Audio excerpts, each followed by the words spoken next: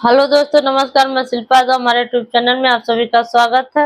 आप लोगों के बीच में बहुत ही प्यारा चुटकुला गीत लेके आए हूँ। मेरे गीत कैसे लगे आप लोग कमेंट में जरूर बताना और वीडियो को फुल वॉच करके जरूर देखना।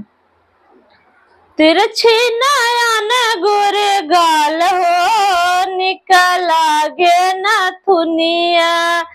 तिरछी नयन गोरे गाल हो, निकल आगे नथुनिया।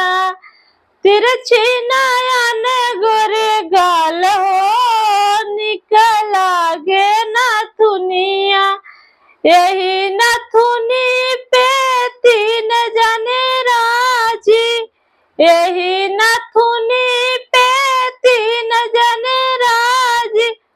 देवर बालम ननदोई हो, निकल आगे नथुनिया। देवर बालम ननदोई हो, निकल आगे नथुनिया। तिरछी नयन गोरे गाल हो, निकल आगे नथुनिया।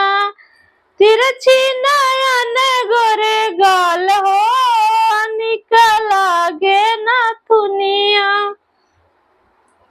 यही नथुनी पे तीन जने राजी, यही नथुनी पे तीन जने राजी।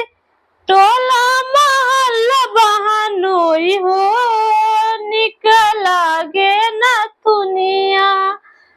टोला महल बहनोई हो, निकल आगे नथुनिया।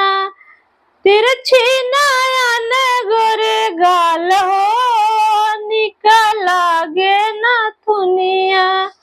तिरछी नयन गोरे गाल हो, निकल आगे नथुनिया। यही नथुनी पे तीन जने राजी, यही नथुनी पे तीन जने राजी। पुलिस दरोगा थानेदार हो, निकल आगे नथुनिया। पुलिस दरोगा थानेदार हो, निकल आगे नथुनिया।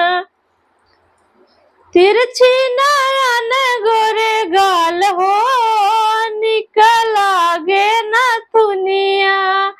तिरछी नयन गोरे गाल हो, निकल आगे नथुनिया। तिरछी